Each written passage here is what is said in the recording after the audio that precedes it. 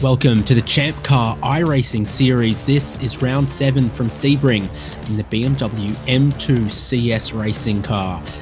Round 7 of 2025's ChampCar iRacing series, the iRacing series of ChampCar Endurance Series, where we pay great ChampCar prizes. We introduce iRacers to ChampCar.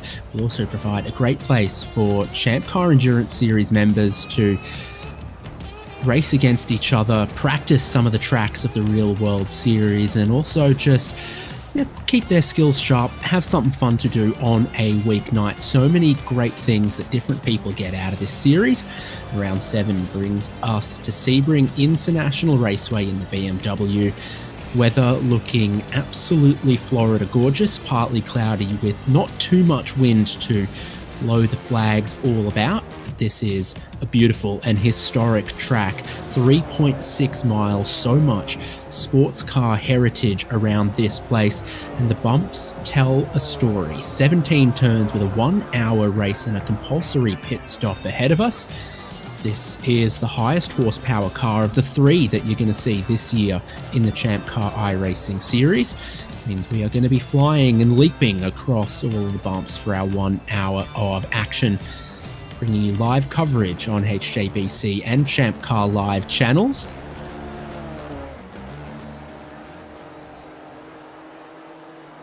So with a 1 hour race ahead of us, we're heading towards the tail end of this qualifying session that will set the grid for the rolling start for the 1 hour of racing. Michael Polisek currently up top, Ryan Pucktel just a couple of tenths behind him. If you've got a particular friend or teammate or someone you're trying to keep your eye on, champcar.hjbc.live has live timing for all of our racing this year,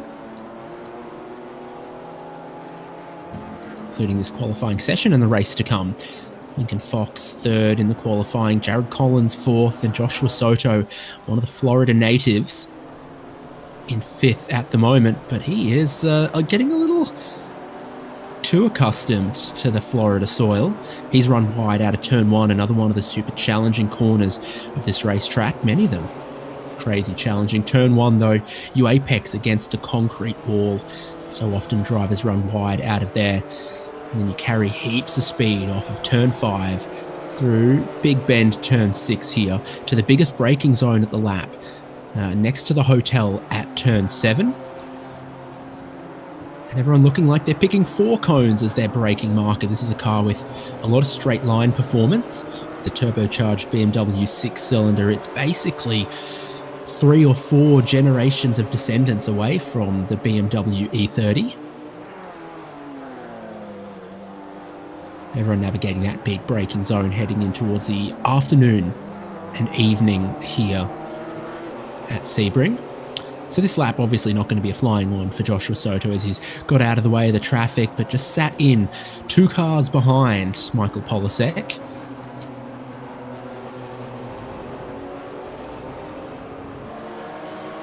Cameron Sennhauser, I think, in between. Logan Sennhauser, in fact, of the 2 Sennhausers between Joshua Soto and Michael Polisek. 25 drivers have put down qualifying times.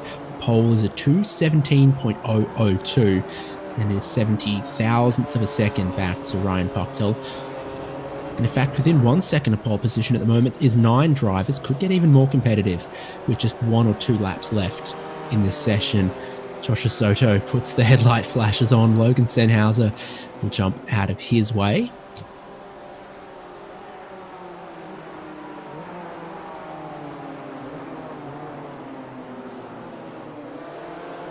Sunset Bend, long corner, super bumpy. Seeing Soto head for a late apex as he opens up the power and tries to carry as much speed as possible onto the front straight to start a flying lap. He might get 2 more as he goes up through the gears of the BMW M2 and then down 1 gear, carrying 4th gear towards the apex of turn 1. This BMW Cup racing car very close to the road going model, so close that the wireless remote start key fob is velcroed to the center console in these cars. Still got the road car ignition system, road car gearbox. The most race car bits going on is the roll cage and the steering wheel and a couple of the buttons, but all of the air vents, transmission tunnel, so many road car bits still in this BMW. Down into second gear he goes at the turn 7 hairpin.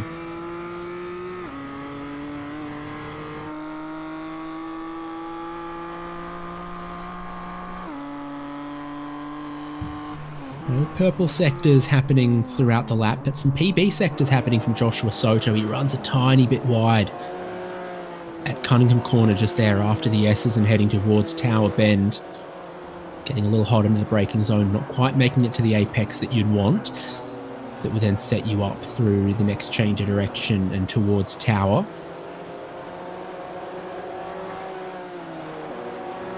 It's actually dropping 2/10 through there, dropped 2/10 through the previous part. I'm not seeing how this could be an improvement of a lap for Joshua Soto.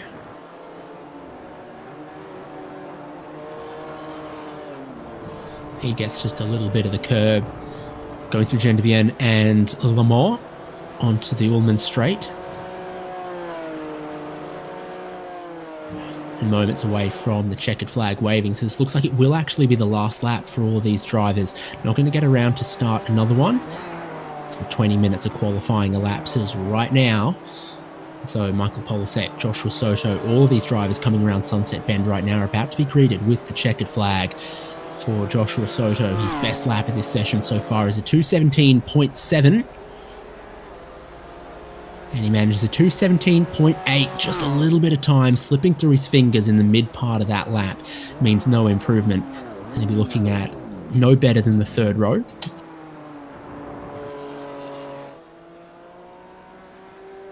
A few other drivers looking to complete some improvements. Ryan Carwile for one. Tim Wire just crossed the line a couple tenths short of an improvement.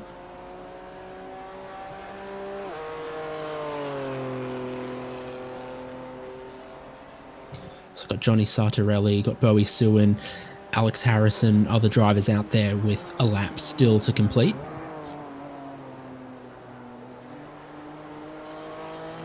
Carwile's trying to take the wider line to a late apex through Sunset Bend. Every time, every lap, you take a slightly different line through there, you catch a slightly different bump, and it's like a brand new adventure every single time.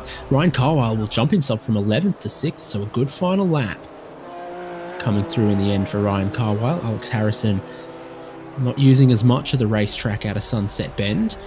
15th to the checkered flag. 15th is where he will stay, 2 tenths away from an improvement. Mark Kruger practices pit entry. Sartorelli with a much tighter line and a big slide underneath the bridge at Sunset Bend to close out his lap.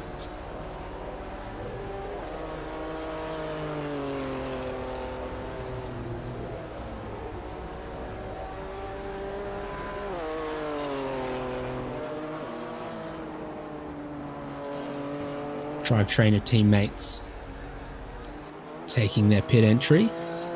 Austin Zabrowski very wide through Sunset Bend with a 2:19.9 to improve on. He will with a 2:19.8.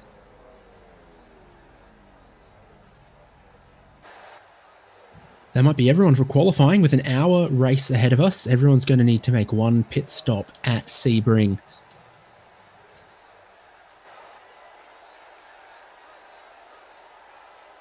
Look at what the wind is doing to the flags over the bridges at the beginning and end of the pit straight. That is just a very gentle 3 to 4 mile an hour breeze to ruffle the flags but not rip them from their masts.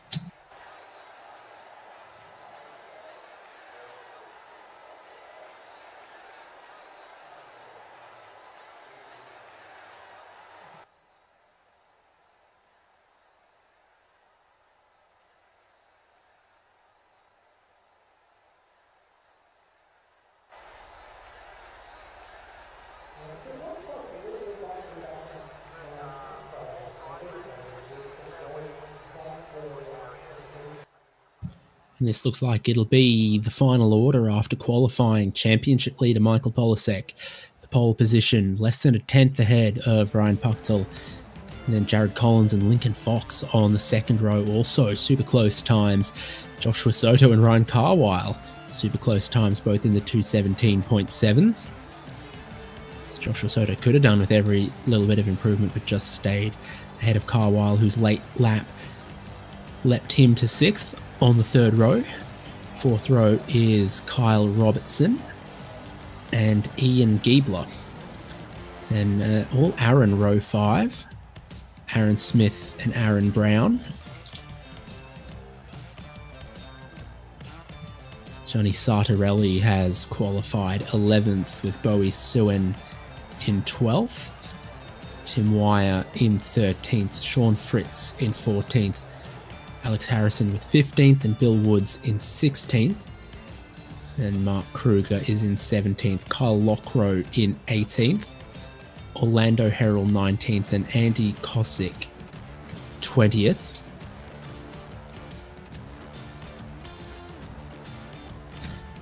Remaining drivers with qualifying times were Kevin Collins in 21st, Logan Senhauser in 22nd, Austin Zabrowski in 23rd, Cameron Senhauser in 24th, and Matt McGee in 25th.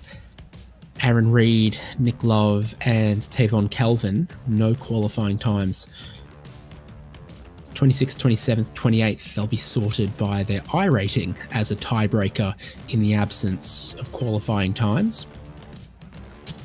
Field will form up behind the beautiful Ford Mustang FR 500S pace car for a full formation lap of Sebring.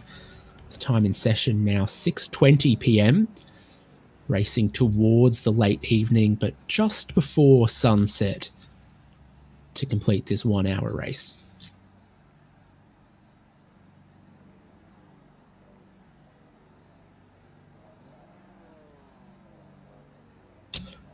So with half of the season completed, we begin the back half of the season. This is race 7 of 12. Michael Polasek leads the points with Jared Collins just behind him. So 279 from a possible 300 for Michael Polasek. He has many wins to his name at different circuits and across different cars so far in 2025. Jared Collins has been an incredibly consistent point scorer. It's going to keep him on his toes. Ryan Puchtel in 3rd. Ryan Carwile in 4th, and then Bill Woods, Aaron Brown, Ian Giebler, Aaron Smith, Paul Darling, and Andrew Kosick as the top 10.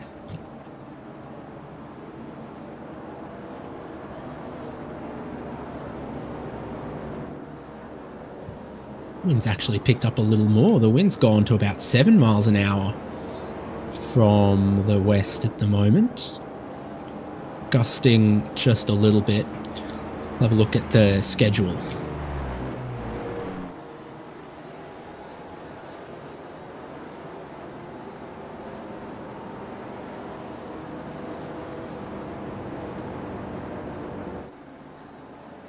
So with $2,000 of ChampCar credit to go to our season champion to put them in a real-world race seat at a real-world racing event in the ChampCar Endurance Series. This is the calendar. It all began at Indianapolis Motor Speedway in the Global Mazda MX-5 Cup car. Also racing in the BMW M2 and the Toyota GR86 this season. Tracks in green are real-world tracks of this season, this year, this calendar year of the ChampCar Endurance Series. So those favourites include Daytona, Road Atlanta, Watkins Glen, here at Sebring now with VIR, Mid-Ohio and Road America still to come.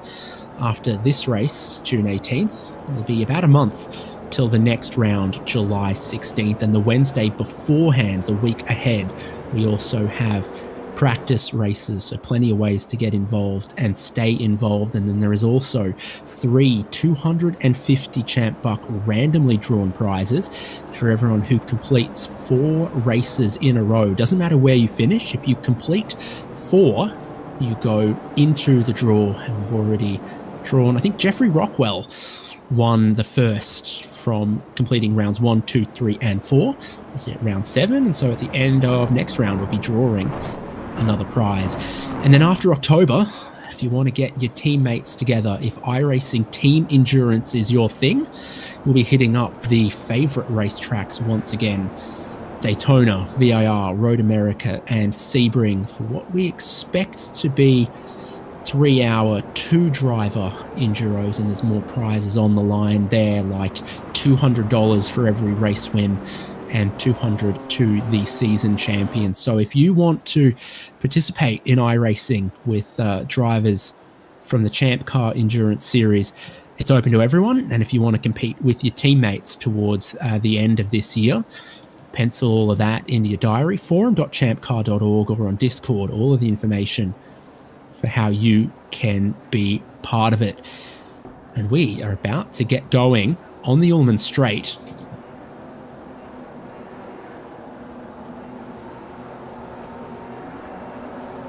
The pace car's about to pull in. 60 minutes on the clock will begin. Michael Polasek and Ryan Pucktel are that front row. Out of Sunset Bend with the green flag waving, the BMWs roar into life down towards turn 1. And that is a superb start from Michael Polasek. Down the inside, Ryan Pucktel and Jared Collins. A couple of cars come together in the tail of the field, 3-4 wide coming off turn 1. Drivers out through the grass and more carnage in the background. Zabrowski, I definitely spot out there. Sennhauser comes back on the track. That's missing the braking zone for someone. Your top 4, your front 2 rows unchanged through turn 1. Aaron Brown picking up a few spots as we head to turn 7.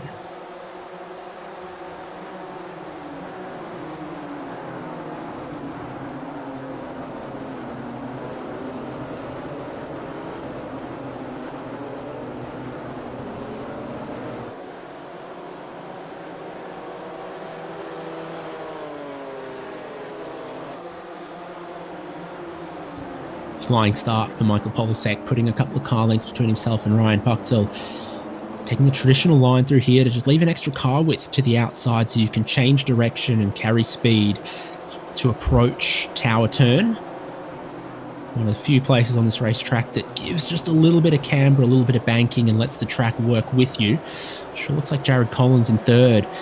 Having tried to dive down the inside of turn 1, now under a bit of pressure from Lincoln Fox just behind him. Ryan Carwell having made some spots up into 5th as Joshua Soto is one of the drivers who dropped quite a few off the race start. Seeing Lincoln Fox now trying to set up a run with a late apex through Le Mans and onto the Ullman Straight. These cars in a straight line, 350-ish horsepower, just keeps on pulling in a straight line, as we discovered at Daytona, with speeds exceeding about 160 miles an hour from the BMW.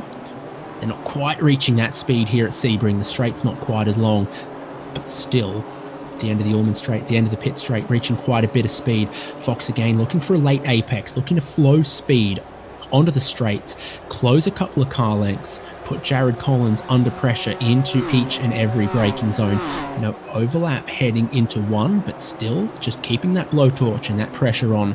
Looks like Ian Giebler and Aaron Smith side by side, 8th and 9th. As they come through, Giebler has just stayed ahead of Aaron Smith as they approached turn 1.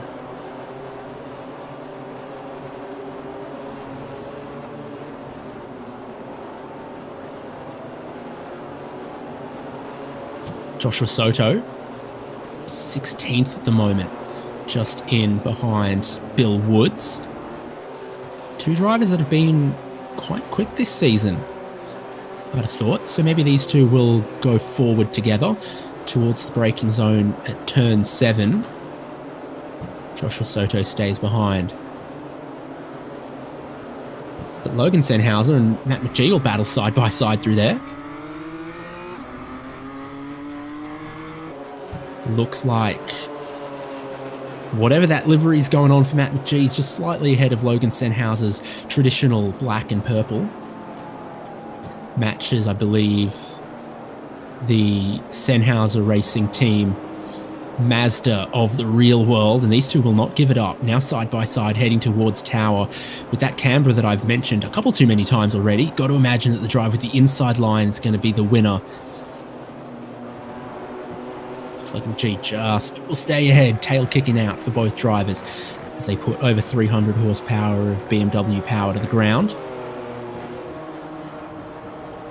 And a whole lot of change up front here. So despite the pressure from Lincoln Fox, Jared Collins still holds on to third. Michael Polisek's race lead hardly over a second. Ryan Puchtel closing a little bit, now just beginning to find that slipstream as it's a single file train of BMWs to the final corner. Later in the race, you'll be staring directly into the sun as you brake and turn into this corner. That's where it gets its name from, as you face directly west, also the direction the wind is coming from, at an increasing speed. And this is the driving style of Lincoln Fox. It's not about minimum speed at the apex. It's about late apexes, getting to full throttle early and carrying speed on the straights, but a bobble on the bump in towards turn 1. Jared Collins runs wide. Lincoln Fox gets to the inside, heading towards turn 3. Fox has the inside, Fox is ahead and into a podium position. Lincoln Fox moves ahead of Jared Collins as the bumps were not fully respected at turn 1.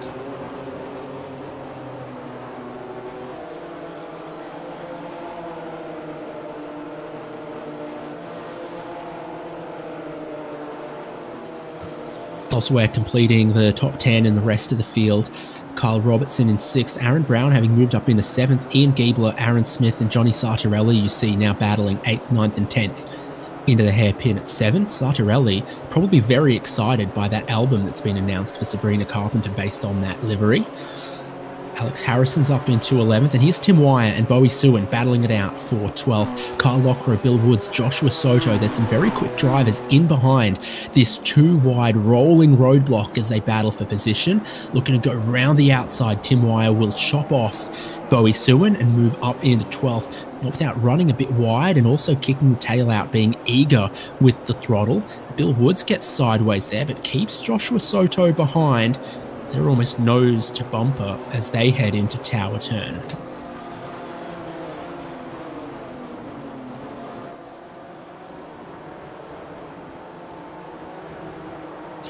Riding all across the curbs, you've got to be careful here at Sebring not to cut the corners with all of the paved runoff that there is at the Le Mans sequence of corners right there.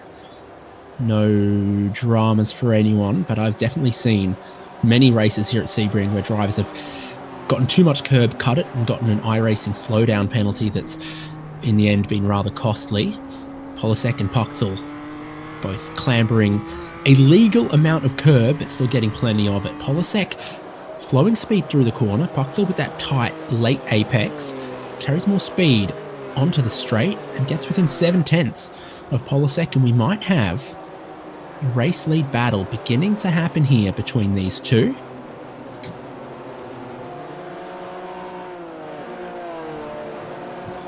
Everyone's starting with 36 litres, which is about 9 or 10 gallons of fuel in these BMWs. You can imagine a turbocharged 6-cylinder consumes that pretty quickly, so it will be by about 25 minutes in this race that we see everyone pit for more fuel. What it does mean with the large fuel cell in these cars, anyone could pit now and make it to the end. The pit window opens very early, but it doesn't run very late.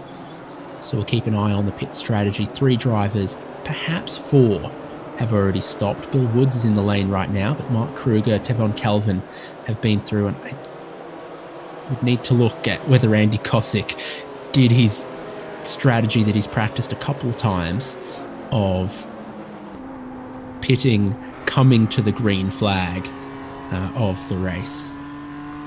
Okay, so one source of timing says he has, mine says he hasn't, but I'd believe that. 28 seconds with a 58-second lane transit time, pretty similar to what Bill Woods has done.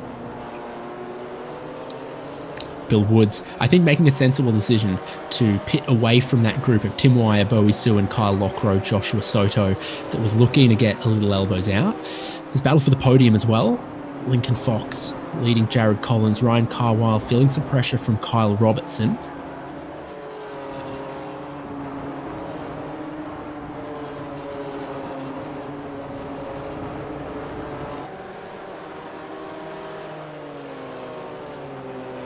Once again, it's about the slipstream and the straight line performance. Here's Soto struggling somewhat, dropped away from Wire and Sewan, but has just gotten ahead of Lockrow, so he's beginning to regain some positions.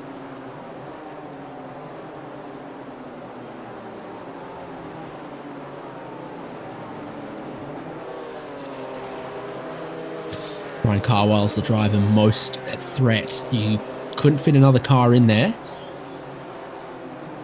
Kyle Robertson's not looking for the inside of turn one. Again, Jared Collins has an issue sort of coming into turn one, loses some momentum, maybe gets a bit of a slide.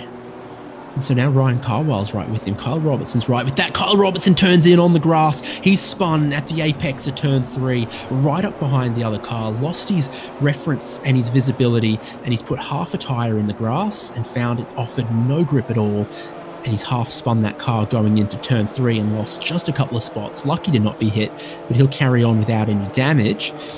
But just an easy mistake to make when you're trying to follow so closely.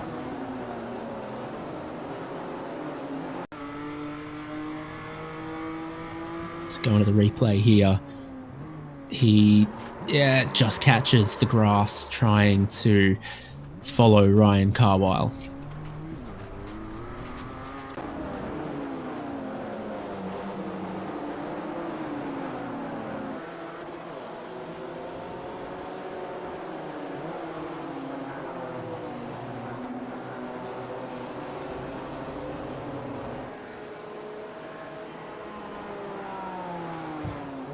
We're just about a week from a very major iRacing update. One of the changes that it's done is it's taken away iRacing clubs and given drivers the ability to choose which flag to fly attached to their iRacing account.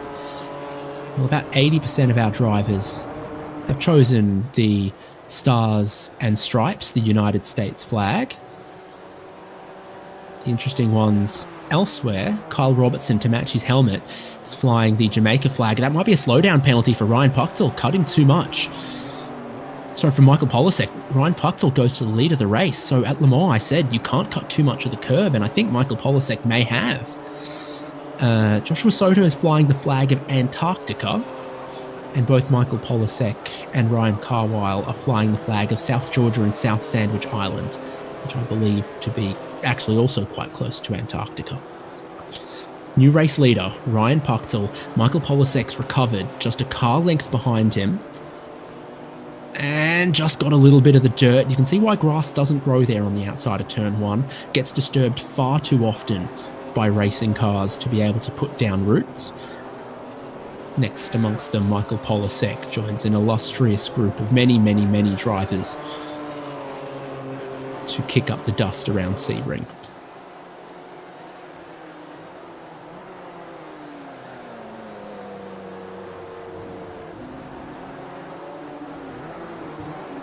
A change for the lead also brings the rest of the pack just a tiny bit closer, like Lincoln Fox, Jared Collins and Ryan Carwile. Here's Ian Giebler and Aaron Smith side by side. Giebler in the red Summit car, Smith in the yellow one with the inside line, and by the looks of things, better traction but a worse internet connection.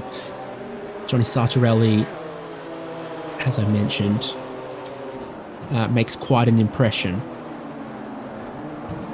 3 leaders to be exact. Around the outside of him goes Kyle Robertson, though, through Cunningham Corner. A very, very bold move, then slides across the nose to claim the inside into Tower Bend. Alex Harrison watches all of this taking place from 11th position, and this is a good battle. What we hope for in ChampCar iRacing Series, that not only are there great prizes on offer and great racing up front, but that everyone who takes part finds someone that can give them a great battle. So you also look, Logan Sennhauser and Cameron Sennhauser have found each other in 16th and 17th. And Matt McGee and Sean Fritz found each other 18th and 19th.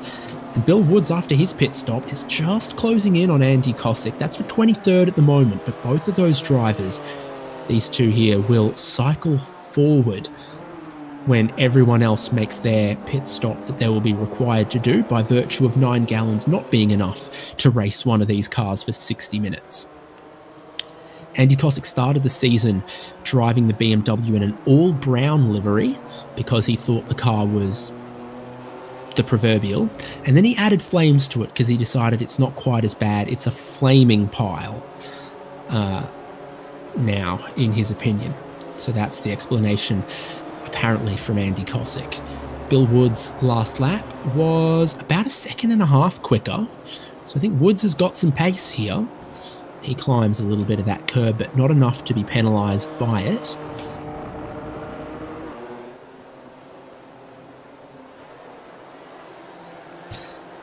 The race lead, is Polasek going to sit behind Puchtel, or is he going to try to fight back?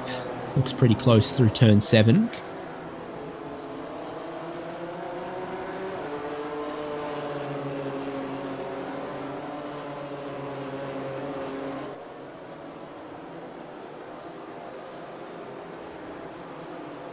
Lots of fans there at turn 7 sitting and standing on the grounds of the hotel.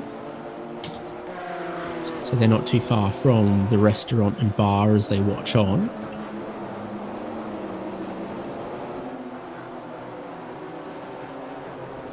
Just found the website.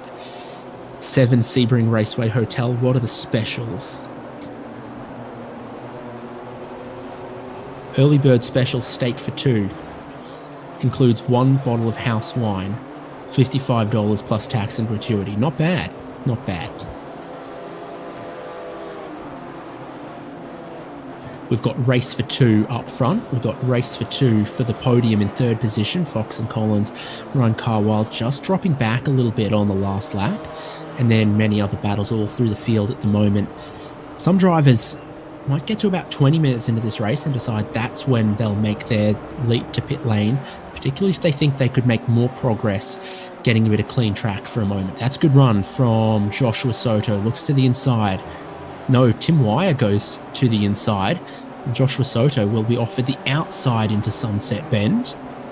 She will take Soto up into 12th.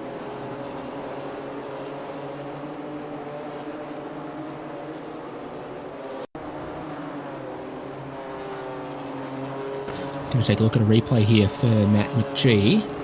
Now, is he going to get a bit of grass? And yep. Ooh. You can't park there, mate. But it goes to what I was taught here, which is either don't touch the grass or go all 4 on the grass. If you just put your outside tyres in the dirt on the outside of Le Mans corner there, that's the kind of thing you will do. And that's a bit wide out of turn 5, just ahead of Soto. I think we've got a lap down car there. Might be Tevon Calvin, not sure. Big outbraking manoeuvre is too deep from Aaron Brown, and Aaron Smith crosses over under and gets to the head of this group that has Ian Giebler, Kyle Robertson and Johnny Sartorelli just behind. Alex Harrison might have picked up a slowdown last lap because he was actually more than a second and a half, almost 2 seconds off his personal best. And now looks a lot closer to Soto in 12th than he does to Sartorelli in 10th.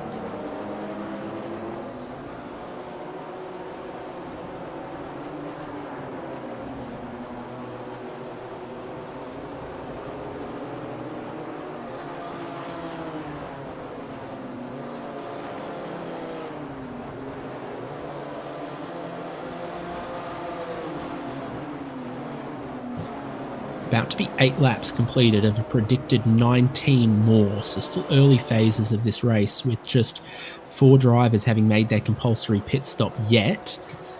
Ryan Puchtel is leading.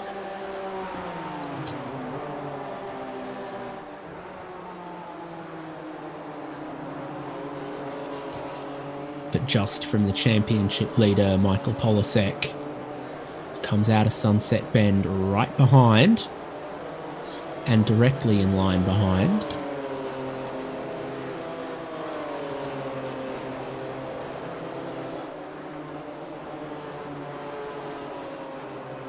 Kyle Robertson jumps from inside of the top 10, so he heads to pit lane, which is a long and wide pit road here at Sebring. with a pit speed of, I always forget how to do this conversion, probably about 45 miles an hour. Did he overshoot the box? I wonder if he just overshot his pit box there and had to find reverse, or it was a trick played on me, but he's getting his service done right now. Heading towards 27 seconds. A different angle will tell us that... No, it was the bounce of the car as it came to a stop. The pitch of the car. He takes 27 seconds of service as well, so that seems to be about the way to go. Kyle Robertson will come out ahead of the battle between Andy Cosick and Bill Woods.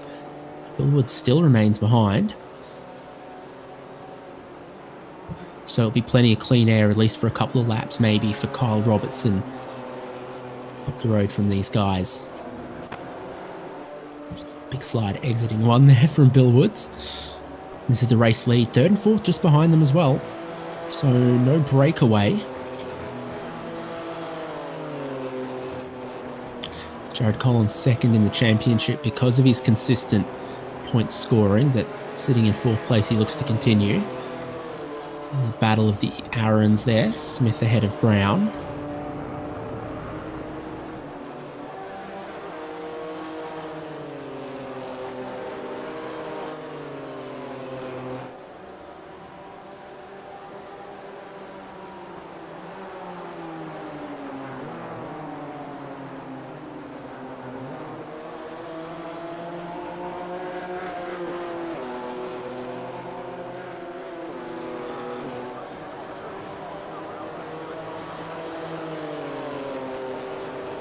Fastest lap of the race belongs to Ryan Puchtel at a 2:16.8. He's just on a 2:17.2.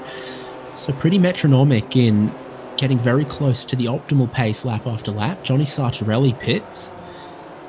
Probably a reaction to Kyle Robertson. Tim Wire in as well. 21 minutes into this race. Starting to get a few more pit takers. Sean Fritz with a meatball flag. So he's towed back onto the lane there. In the bovine liveried machine, and well, that engine is being smoked. But it's not a slow smoke. I think that smoke's come on rapidly. Long stop for Sartorelli goes to 32 seconds compared to 27 for Robertson, and Tim Wire's just passing about 36 seconds. Gee, he's going to get jumped by a whole heap of cars. There goes Cosick, there goes Bill Woods, and obviously Johnny Sartorelli now a long way ahead of him.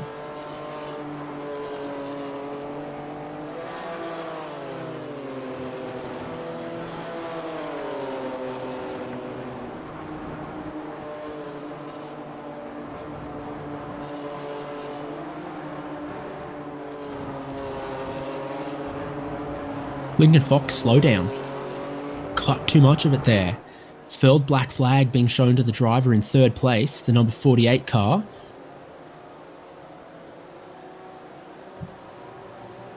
Does it clear itself? Is Collins going to have to make a dive into the final corner? Still there for the 48 of Fox. Goes wide, rides the brakes around the outside of Sunset Bend and drops back into fourth place. So there's a limit there, and it costs about a second or so to give it back. Last lap for Fox was a 2:17.2, now a 2:18.5. So maybe costing about 1.2, 1.3 seconds to cut that much of the corner. Aaron Smith and Ian Giebler and Alex Harrison pit. We can take a look at Joshua Socha. Too much curb. Bounces his BMW to the infield at Tower Bend. A few other drivers pitting. In fact, a whole host of drivers pitting. I called out three, but then Bowie Sue and Kyle Lockrow, Cameron Senhauser, Joshua Soto and Austin Zabrowski have followed them in. We might get a few more. I think I see Kevin Collins back there.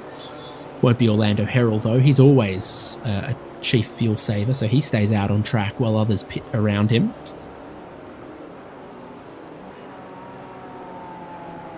Some cars going up on jacks, some cars staying on the ground, and I think the ones that go up on jacks are definitely having longer stops.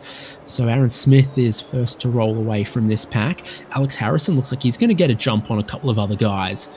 Harrison is going to get a jump on Giebler and Suin and a few, perhaps. He's taken his pit stop and resumed in 13th. Now this is a race off pit road. Giebler just ahead of Suin. Suin runs a little bit wide on the exit of it. And here comes Bill Woods at speed towards turn 3 as this looks to sort itself out. Kyle Lockrow with a better pit exit will just stay ahead of Bowie Suin. Kyle Robertson's the highest running driver to have stopped in 9th. Your top 8 haven't stopped. And those are the only drivers that haven't yet, approaching the halfway point of round 7 of the ChampCar iRacing Series for 2025. This is the race lead, and these two drivers haven't pitted yet, and they are the net race lead, but Polasek's looking for the inside, so does that mean he's also going to be looking for pit lane? Polasek back in the lead of the race. Ryan Puchtel round the outside, and that's pitting in for both of them. So great timing from Polasek to just then lead into the lane, 0.6 of a second ahead. Fox and Collins follow suit, so will Ryan Carwile. I expect we're going to get everyone this lap around then, if your leaders are all coming in. Sarah Brown. So just Logan Senhauser and Orlando Herald, the other two that we might need. Fox up on the jacks, Collins up on the jacks, but I don't think Polasek or Puchtel are. No, Polasek is, Puchtel is not. Aaron Brown is not. So I think you're seeing sort of two-tyre stuff happening for a few of these. And that is a big win in the race off the lane for Ryan Puchtel. 26 seconds of service. Oh, but he's had a problem disengaging the limiter or something. Now Polasek's right all over him again. Puchtel had a weird thing leaving pit lane just then. Lincoln Fox has beaten Jared Collins out of pit lane as well. And now everyone is either on the lane or has made their stop. And Michael Polasek leads the race. So going into 3, Polasek took the lead.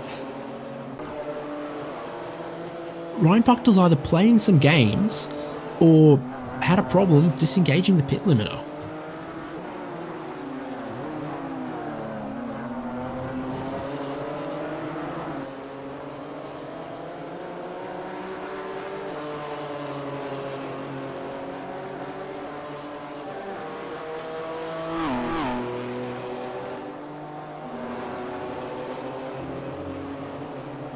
Joshua Soto is just in behind Logan Senhauser. This is the outlap for Logan Senhauser. So he's just stopped. Joshua Soto stopped a lap earlier.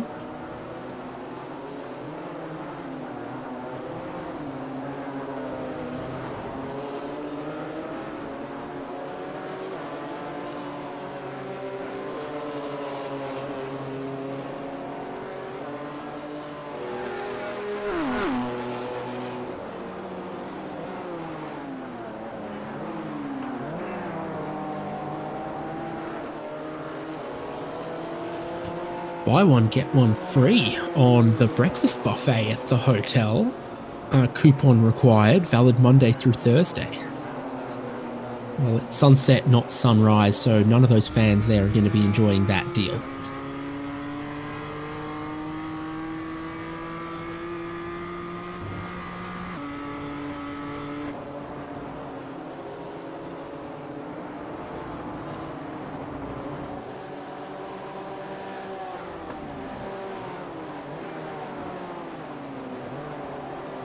So with all pit stops completed, a couple of big winners through the pit cycle will be Kyle Lockrow's jumped a few spots. And so is Alex Harrison. So Harrison's jumped Sartorelli and Giebler, who had longish stops. Kyle Kyle Lockrow, I think, has jumped drivers like Tim Wire and Bowie Sewin. Bill Woods, with his super early stop, has actually gained a couple of positions by virtue of how much clean air he had. He's just in behind Lockrow and Sewin. We ride on board with Bill Woods heading into turn 1.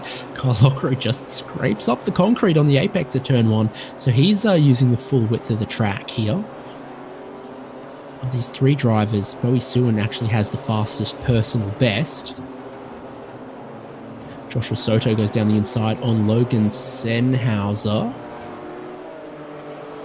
Didn't see how that played out. Soto has ended up ahead.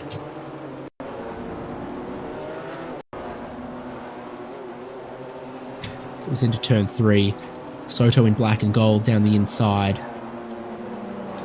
And sort of out wide into the marbles there from Logan Sennhauser, who left a generous amount of space, perhaps too generous an amount of space.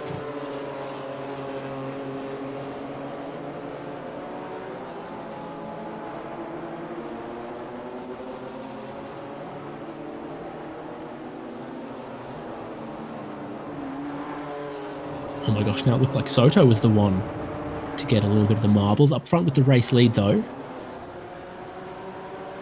Michael Polasek and Ryan Puchtel. You never know where to look, and you never know when to look at the right times. Bowie Sewin's just gone into the wall. He saw Joshua Soto make a mistake. He got close, and then he made a mistake of his own just behind Kyle Lockrow and just in front of Bill Woods. Bowie Sewin spinning out of tower and into the infield wall. What's happening in the first half of this race, and we've only just clocked over into the back half. Michael Polasek's putting his foot down with a new personal best, a 2:17 flat, trying to shake Ryan Puchtel. 0.8 of a second is the race lead. Things are pretty hot 3rd and 4th as well between Lincoln Fox and Jared Collins. Remembering Fox had that slowdown. Jared Collins got ahead. Then a quicker stop from Jared Collins. Lincoln Fox back in front in the fight between these two.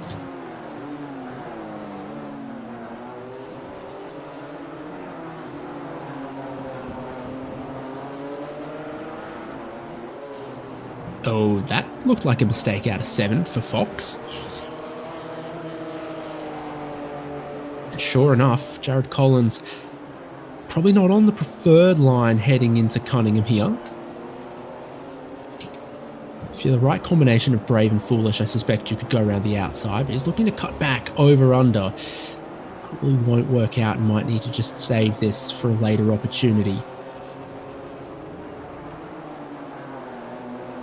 Fox holds on to 3rd, but they are now 5.5 seconds behind race leader Michael Polasek. Polasek not able to shake Puchtel. Puchtel's back to within 0.6. And approaching Le Mans we go. This ought to feed in. Ooh, okay, looks like Polasek runs a tiny bit wide there, and this should be a place where the slipstream's relatively powerful as well to let Puchtel just begin to close in a little more from what was about 0.8 at the start of the lap. Ryan Puchtel ends 0.6 back. 0.5 coming through Sunset Bend here. Carrying a lot more speed, trailing a lot more brake in.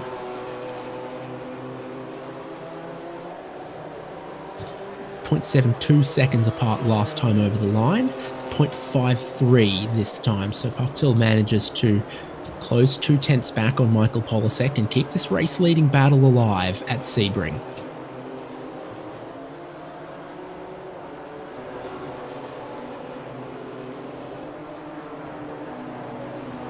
Turn 1's been the Achilles heel of Jared Collins a couple of times this race. Ran as high as 2nd and then lost a few, but negotiated it perfectly that time to keep the pressure on Lincoln Fox. Rear of the card moving around a bit for Fox. Jared Collins a little more planted in the traction zones out of 3 and 5, flat out in just about any car through 6. And when does the nose dive? Yeah, easily sort of 150, 200 feet before the corner for Lincoln Fox. Big, long braking zone for these cars heading into there. Ryan Carwile is space all of his own in 5th. So he's 5 seconds behind this group and then 5 seconds ahead of 6th. So whichever direction he looks, there's just a couple of seconds of clean air for Ryan Carwile ahead of Robertson in 6th. The Aaron battle 7th and 8th. Again, inseparable. Brown ahead of Smith right now. Brown had a quicker pit stop. Runs wide at Cunningham. Puts him on the wrong line going through this section.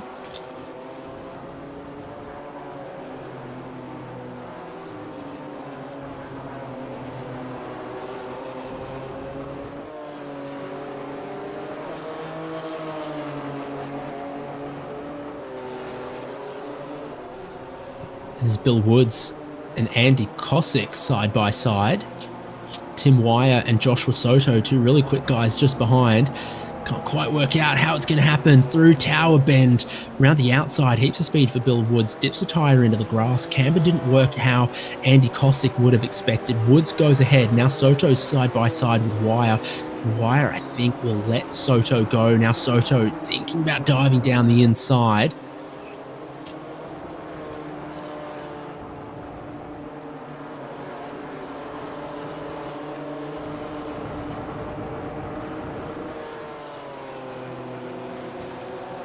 So Bill Woods is the biggest winner out of this. Andy Cosick with Joshua Soto behind. Soto's going to look for a wide run through Sunset. It's the kind of corner where if you've got a bit more speed than someone else, you just do the opposite of what they do. If they turn in early, you go around the outside and turn in late, and it might work out for Joshua Soto as he carries speed the long way around in sort of dirt racing terms, sort of ripping the high line, I think, through Sunset Bend to get himself the inside for turn 1, which is absolutely where you want to be. Looks like Logan Sennhauser might try to follow with him.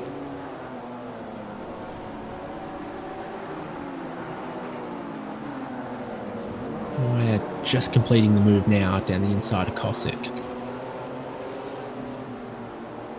Logan Sennhauser diving down the inside of 5. Not a conventional overtaking place, but I suppose it can work if your rival has been so put off by the moves in 3 and 4.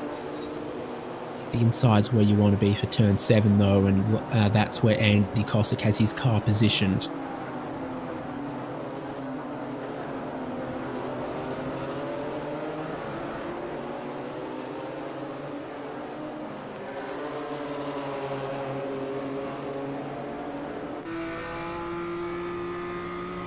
Cosick stays ahead of Logan Sennhauser.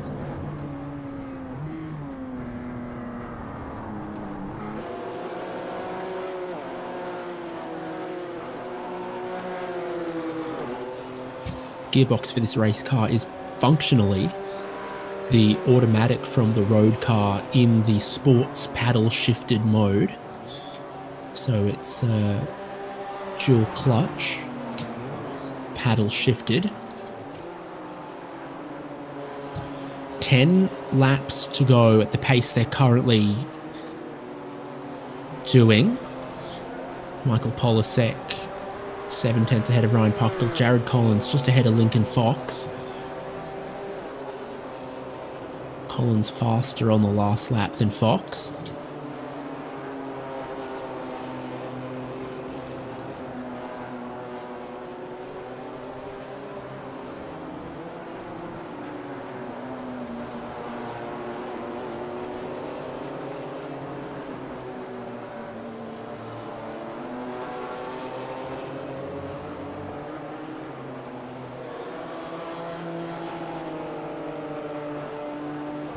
I saw a meme the other day and it said, sometimes Taco Bell will put a tortilla, meat, cheese and rice in a new interesting order and you gotta go check that out and see what's going on. Which, fair, that's what they do. And apparently it's what Jared Collins is a fan of. as well. Might be a fan of Mountain Dew. 2. He'll be a fan of scoring on the podium. That's what he consistently does in ChampCar iRacing Series. Joshua Soto moves ahead of Bill Woods in this fight. Tim Wire just behind. Heading towards 7, and that's a super defensive car positioning from Josh Soto. And here's how. In 3. Oh, Soto on that angle, it doesn't quite work. So then round the outside, he tries to hold the outside through 5. On the tight line, it's also a bit of a wiggle from Woods. So that took a little while to sort out. Now into Cunningham, again a defensive line costs apex speed and exit speed for Joshua Soto. So his racecraft is successfully keeping in position, but costing him raw pace.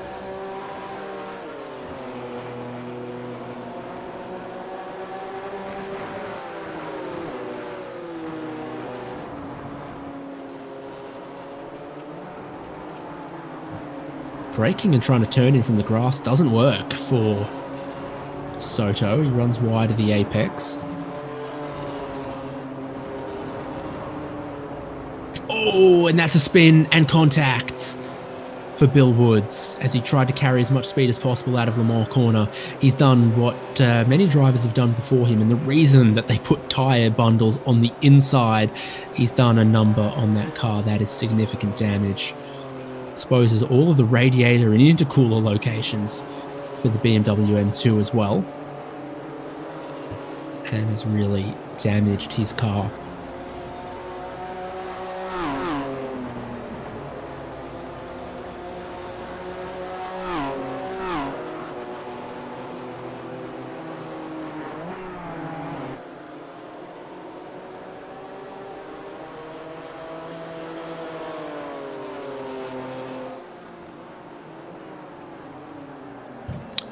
So with 19 minutes left in round 7 of the ChampCar iRacing Series, the BMW M2 at Sebring International Raceway, we're predicting at this pace 9 more laps, and that has Michael Polasek with a very thin race-leading margin right now. Ryan Buchtel has cut this back significantly this lap, but this duo have pulled away from Jared Collins and Lincoln Fox, the battle of 3rd and 4th. But this, since the pit stop, is the most pressure that I think Michael Polasek has been under.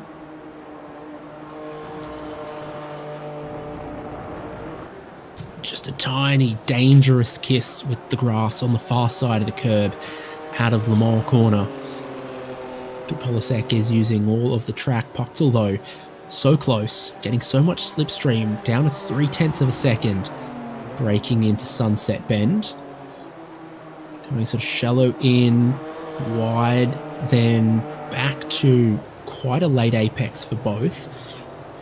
Puchtel seems to like to take the later apex, and then Polasek finds that little bit of tiny hint of banking up against the wall on the outside of the corner there. How about a bit of side-by-side for 3rd? They're going to be a dead heat across the line. Lincoln Fox is on the inside of Jared Collins heading in towards turn 1, but that's a tight entry to a very fast and sweeping corner. The over-under can be successful here, but I think Collins has lost his bearing a little bit. Initially he was on a good line, but then he was way too tight on the exit. Lincoln Fox moves up and into 3rd. Alex Harrison's good pit work is getting slowly undone. Kyle Lockrose just passed him through Sunset Bend, and Ian Giebel is directly behind him, heading into turn 1. So, last lap for Harrison, 2:23. He's had a big problem. As it was a 2:19 for Lockrow and Giebler. Alex Harrison has lost, you'd say, about 4 seconds last lap.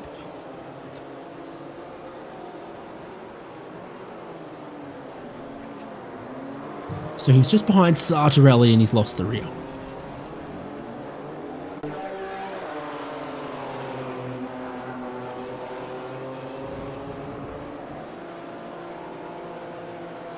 Puchtel half a second behind the race lead.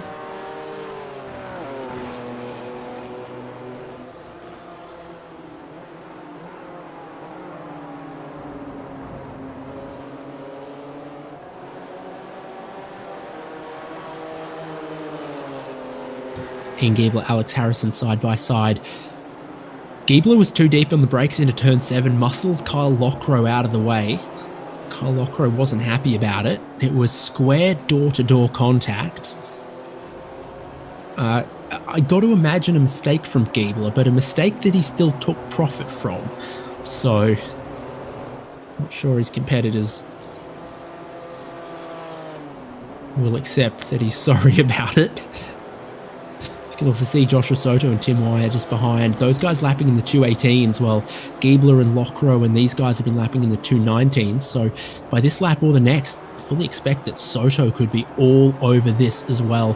3 different lines through Le Mans and onto the Ullman Straight.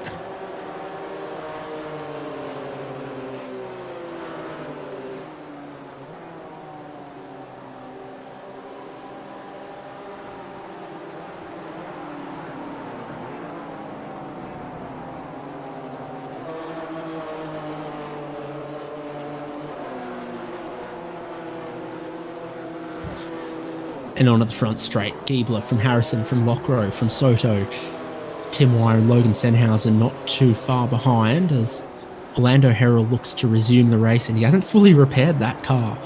He had a problem about 12 minutes ago after his pit stop that did some serious damage to his car.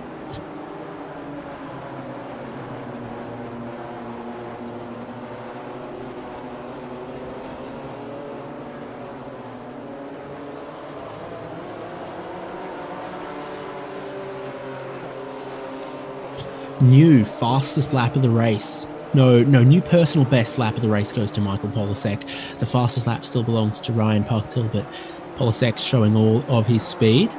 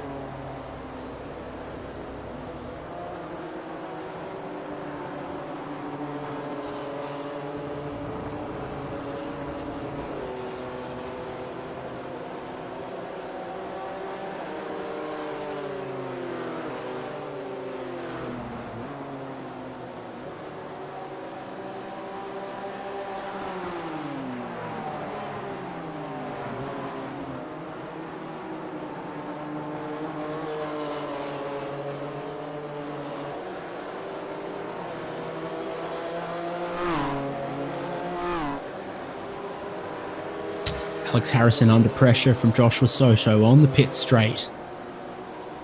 Some contact between Lockrow and Giebler. Soto gets to the inside of turn 1, normally the place to be. Harrison takes some decent momentum around the outside, but then you've still got the outside into turn 3. And finally Joshua Soto moves ahead and back into the top 10.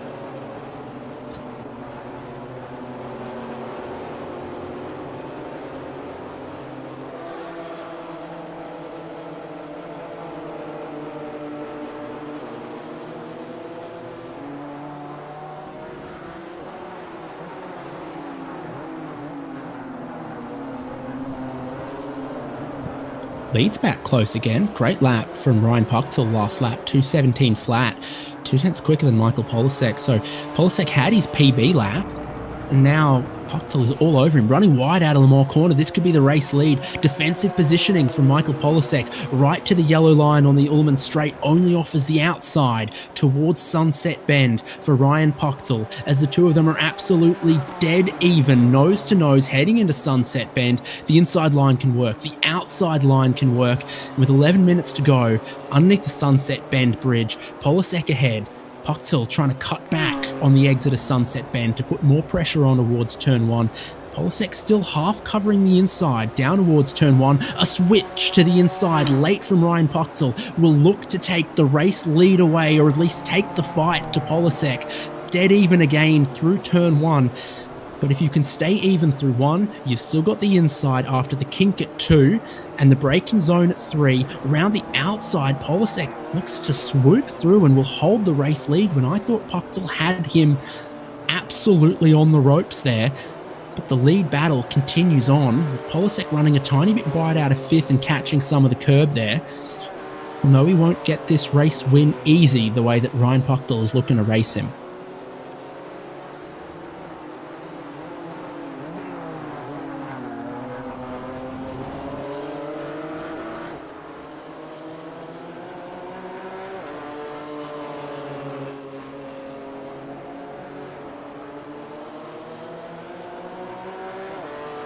Third and fourth also still close. Lincoln Fox ahead of Jared Collins.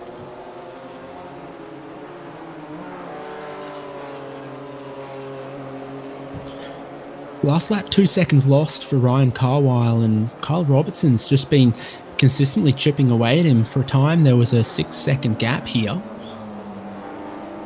But it looks like a top 5 is not assured for Ryan Carwile.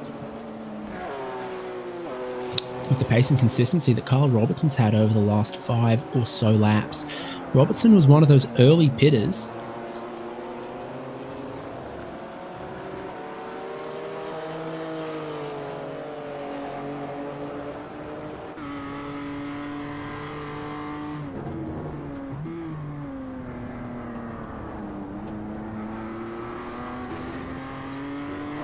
I think this is Joshua Soto, and it is.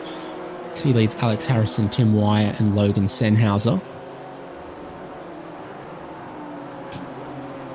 Sun noticeably lower in the sky, orange tints and hues, but we're not going to be racing into the night or the darkness with the checkered flag just 8.5 minutes away.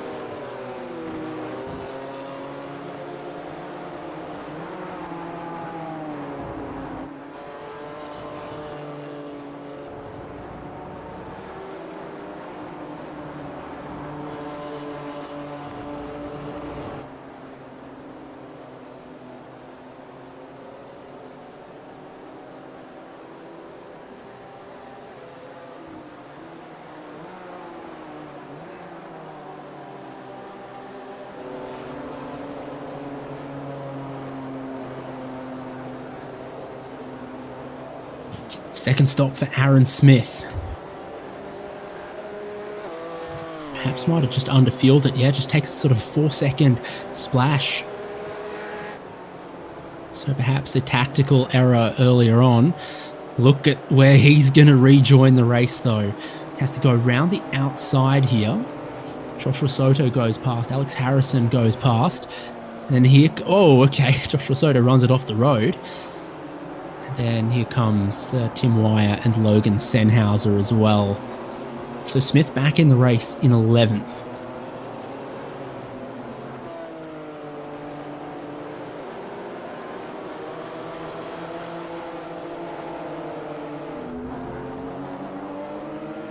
And a move on for 5th place. Kyle Robertson looks like he's gone down the inside, but gone deep. Ryan Carwile cuts back.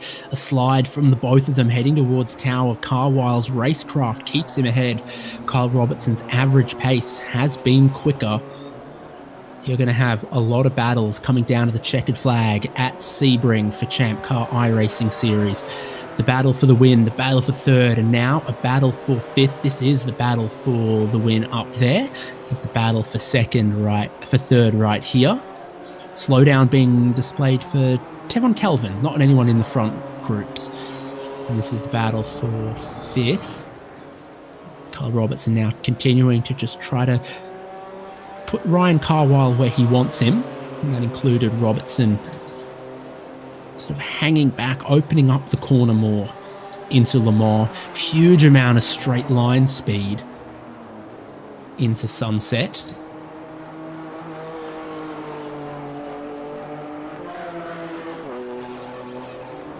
Similar strategy off Sunset.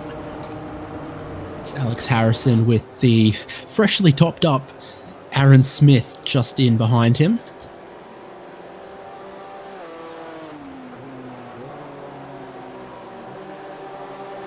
Smith will have the inside, about half a car length of overlap, takes the tight line. That's just a little bit the wrong side of the cones there for Alex Harrison. He's going to end up a bit wide in the exit as well. It's going to cost him some momentum. Great move by Aaron Smith back into the top 10. Tim Wire behind also looked like he lost his references and ended up in some weird parts of the racetrack. There's just so much pavement out there and so many lines that can work. And so for the 1,000 lines that do work, I think there's another 2,000 that don't through Sunset Bend, and every lap is a different adventure.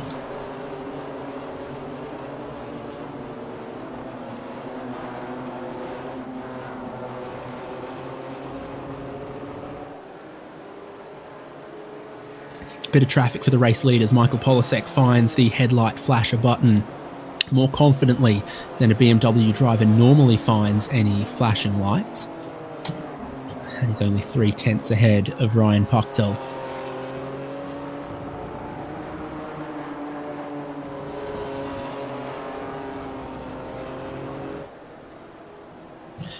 The drivers know how long's left in the race. They'll know it's 4.5 minutes, and at this pace, it will be 2 more laps. They're doing 2:17s, so anything less than 4 minutes 34 seconds on the clock would mean only 2 more laps, and we're underneath that now. So this lap, then the white flag, then the checker in the battle for the race win, and all the other battles behind them at the moment as well. Passing the start-finish line, no white flag, expecting it next time by. Nary a car length between Lincoln Fox and Jared Collins as they also begin to approach a tiny bit of lapped traffic that I think is Tevon Kelvin. And how about the next battle as well? Robertson's got ahead, defending the inside of turn 1 against Ryan Carwile. Just trying to give himself a bit of space. Carwile's not giving up on this. The two of them touch just a little bit. Both stay on the racetrack. Robertson is positioned where I would want to be, the inside for the much tighter turn 3. And that does give him the position into 4, the right-hand kink. 5, the long left-hander. 6, hardly a corner, flat out underneath the bridge that accesses the infield. Just a big speed run up towards the braking zone at turn 7. Aaron Smith gaining another spot, so he's on fire. He's gotten past Joshua Soto and up into 9th. Soto's back down into 10th. Alex Harrison in 11th.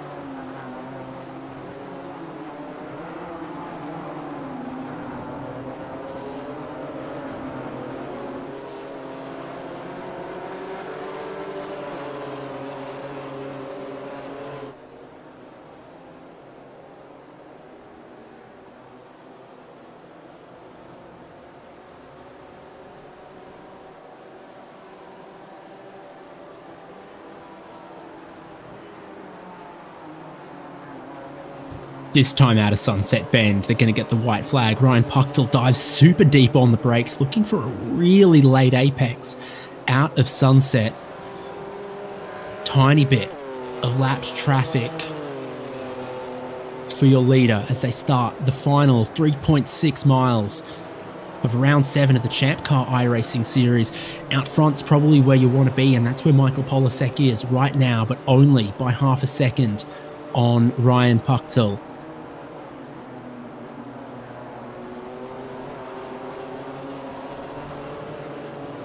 Lincoln Fox with almost a whole second on Jared Collins. Kyle Robertson with only a couple of tenths on Ryan Carwile as they'll navigate turn 1. Tim Wyer's going to get by Alex Harrison. Harrison had a slowdown penalty coming through Le Mans corner very early on the brakes for Wyer, and Logan Senhauser nearly runs up the back of him. This final lap is going to be entertainment for all. Alex Harrison runs wide and looks like he's going to lose another spot there.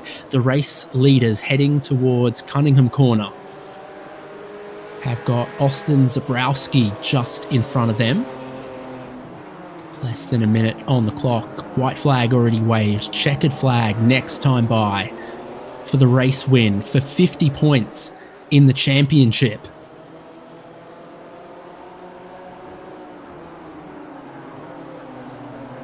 Both of them turning into Tower Bend from the curb on the outside, dropping down into the banking of a late apex at Tower.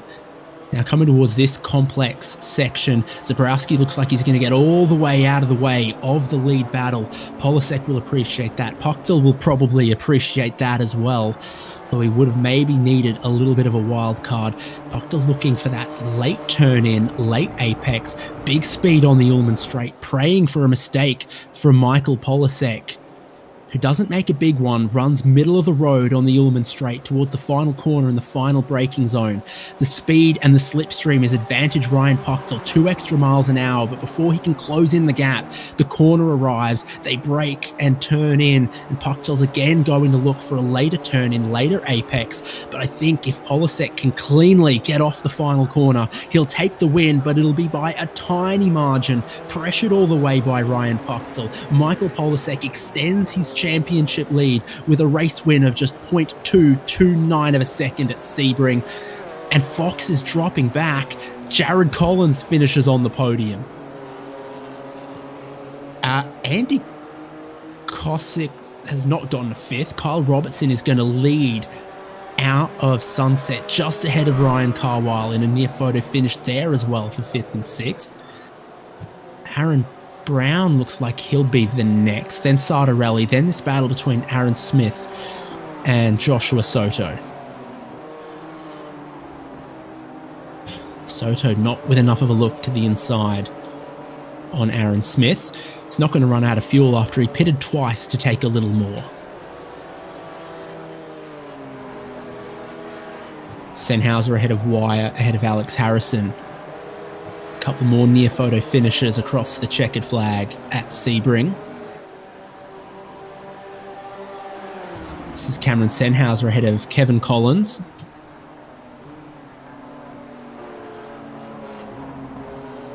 Oh, that's wide from Kevin.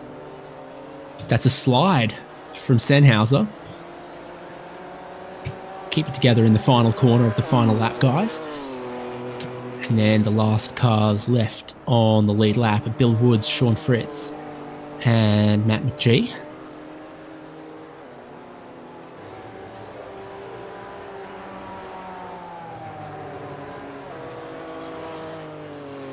Bill Woods with some damage on that car. Sean Fritz blew his up earlier and fixed it. And we saw Matt McGee go for a spin earlier on as well.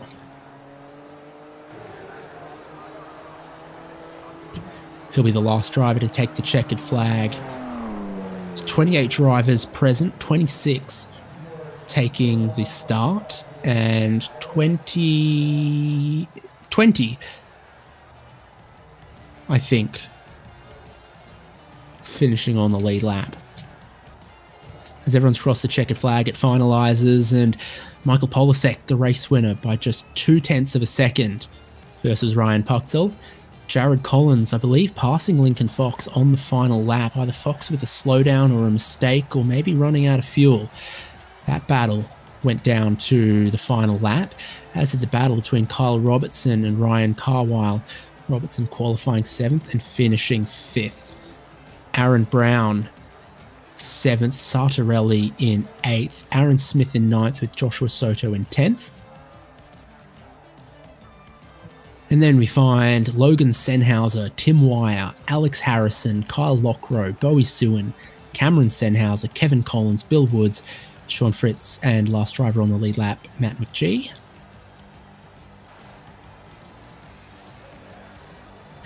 And then 1 lap down, Andy Kosick and Austin Zabrowski. 2 laps down, Tevon Calvin. Ian Giebler, 3 laps down. Orlando Harrell, 5 laps down. And Mark Kruger, 11 laps down. But critically, having completed 16 laps of the leader's 27, that's a classified finisher, which means he is still scored as going into the draw for that prize that will be drawn at the end of next round. Nick Love and Aaron Reed didn't start the race. Don't know for Nick Love, but Aaron Reed with technical problems with the VR headset that he uses to race, so he dropped out and didn't start the race after having taken part in practice. Well, let's see if our whole podium will stop by, and you bet they will. So let's go to 3rd place. Jared Collins joins me. Hey guys. Decent fight between yourself and Lincoln Fox. A lot of great sort of 2-way, 3-way fights all through the field, and yours was for the podium. Yeah, it was great running with Lincoln. He raced super clean. He was super fast. We were faster than each other in different parts of the track, and entry versus exit. It was a ton of fun racing with him. Hats off to Lincoln. Glad to see him doing races again and kicking ass. So it was a lot of fun racing with him. Yeah, certainly. So from your perspective, we were perhaps rightly most focused on the race lead. What happened on the final lap? We saw a couple of drivers picking up slowdown penalties. How do you think you got by Lincoln? I think Lincoln let me by for sure. He pulled over and let me go. I don't think he had a slowdown. I think he just hasn't been running all the league races and let me go. And we know not everyone's a fan of the BMW or how it races, but when you're going wheel to wheel with someone, the challenge of this circuit and the car, is it rewarding when you get it right? It's definitely rewarding when you get it right. It's just, I was just saying it to Ryan and Michael Polsek. The window is really small, right? Like if you get on the brakes a little bit too hard, or the rate into the brakes are a little bit too hard, or you turn too early while getting into the brakes, you just don't turn. And so, when you're hot lapping and kind of in the flow state, I think it's really rewarding, but it's very aggravating when you step just a smidge over, and you don't turn. And normally, you can get on the brakes a little bit harder, kind of get some weight settled on the front, and that'll help turn it. And this car doesn't do that necessarily. Like once you miss the corner and you have weight transfer that's not fully what you intended, you just kind of understeer. So it's definitely rewarding, and when you're in a flow state and just nailing a full lap, it's awesome. But it's really kind of easy to miss, and that's extremely penalizing. It's almost like the Porsche Cup where you go a little bit over the edge, and you're losing a ton of time. You've been an incredibly consistent points finisher this season. What are your goals for the ChampCar iRacing series and for real world ChampCar racing? I'd like to give Polsek a run for his money at least once, kind of like Ryan did tonight. Just give myself a shot against him. Obviously, I'd love to beat Ryan in the points for second too, but I think those are kind of my my realistic ceiling is maybe giving Polsek a go and going head to head with Puchtel and hopefully coming out ahead at the end of the season. In real life, hopefully we'll get our car ready and we can race at Road America. It's been a slog. Doing a build takes a long time, but that is really rewarding when you get on the track. Wish you the best of luck with that, and hopefully we'll see you for the next round of ChampCar iRacing Series, July 16th, Mazda MX-5 at Barber Motorsports Park. Excellent. Looking forward to it. See you there. Yep, but Third place joining us. Oh, what a beautiful pace car, the iRacing Ford Mustang FR 500S. We move up to second place. Ryan Pucktel joins us. Always in it for the fight, leading a couple of laps. What did you need on the final lap that you didn't find? I didn't get the greatest run out of that turn. I think kind of overall I was missing a couple tenths in some corners. And after the pit stops, Pulisic really had some good pace there. Speaking of after the pit stop, you actually had a pretty competitive pit stop time, but between the pit exit and turn 5, what happened? Yeah, I think I was a little bit too cautious coming out of the pits. That's when Pulisic then overtook me. I thought I jumped him, but then just a little too cautious. Well, it's rewarded with another podium finish. Any particular parts of the lap around here at Sebring that sort of presented a challenge, or where you thought maybe you had a little bit of an edge over Michael? I think turn 1, I might have gained about a tenth on him. Maybe one other corner. But we were trading times back and forth, so it was pretty close. I think you come away with the fastest lap of the race, if that's any consolation, and one of the closest finishes we've had for the win in ChampCar iRacing Series as well. Yeah, it's always a good. Well, hopefully we'll see you for next round. Congrats on second, congrats on the fastest lap, and congrats on the haul of points. Thank you.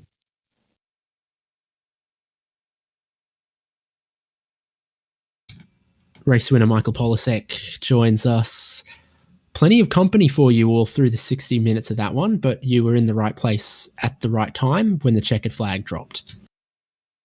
Yeah, this was probably the most difficult race of the season. A lot of that was just down to the car. I didn't have a huge amount of practice before this race, and this car is just so ridiculously hard to drive. You have to be so precise with your inputs, especially on braking, because if you brake just a tiny bit too late, you just go flying off into the distance and completely miss the corner. If you brake too early, you have to do a lot of brake modulation to make the corner. And then your brake release also just has to be perfect every single time. Otherwise, the car just goes straight and just doesn't want to turn.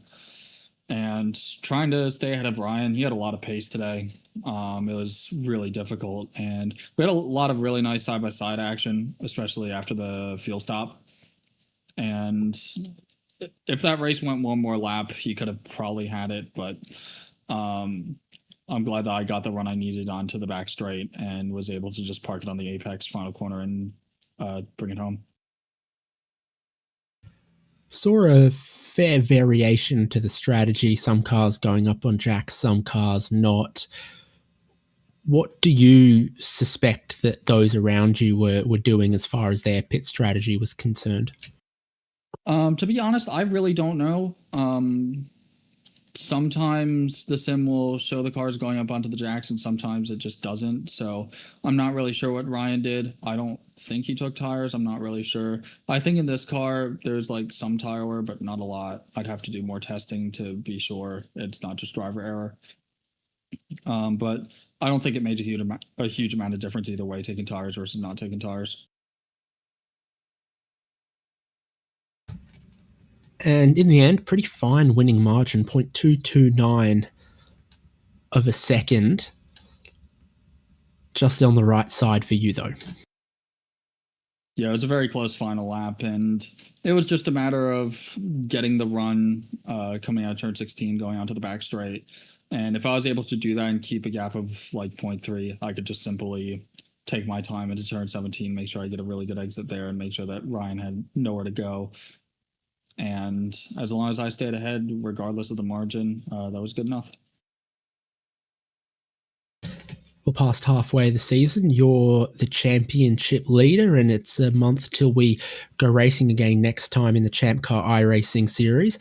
What are, we heard you raced at Watkins Glen. What else are you going to get up to? Where should people watch? I'm probably going to be running the 12 Hours of Thompson in real life. That's going to be a lot of fun. I've driven on Thompson quite a few times, and packing like 60 cars there is going to be complete chaos, and it'll be a lot of fun.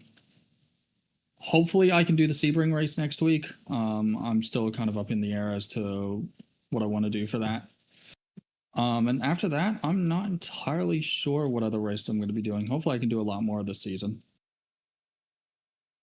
Is it a bit of a commute to Connecticut from South Georgia and South Sandwich Islands? Yeah, to be honest, I'm not entirely sure where that is. I just picked it because the name was funny, and it was one of the countries I always guessed whenever I gived up on Worlda, which is a Wordle variation where you're given, I think, an outline of a country and you have to guess what it is. Well, we can all live in the illusion because I'm not going to Google it, but I'll tell you that Kyle Robertson's got the Jamaican flag to match his Jamaican helmet, and Joshua Soto's flying the flag of Antarctica. So plenty of options out there. But the most important flag today was the checkered flag. You were first to greet it, and you extend your championship lead. Yep, it's just a matter of keeping up the wins and just staying consistent week to week. Well, Michael Polasek, congratulations, and we'll see you next time. Thank you very much. The race winner joining us. What a battle he had back and forth with Ryan Pucktill as the championship remains alive. 7 races completed and 5 more to go. The next is Wednesday, July 16th, Barber Motorsports Park for another 1-hour race. You'll see it live on ChampCar Live and HJBC channels. It's never too late at any point in the year to join us on track as well in the ChampCar iRacing series. If you are an iRacing member or aspiring to be an iRacing member, forum.champcar.org. Helpfully, the iRacing section is actually right at the top of the forum, or you can find us on Discord and on iRacing. We'd love to have you part of this, and also keep in mind, get your teammates ready, get your teammates primed. The Enduro season begins November 1st as a team endurance event once the main season wraps up. We'll see you next time, July 16th at Barber Motorsports Park. It's been David Haynes with Michael Derby from HJBC, bringing you round 7 of ChampCar iRacing Series live from Sebring. Michael Polasek is the winner.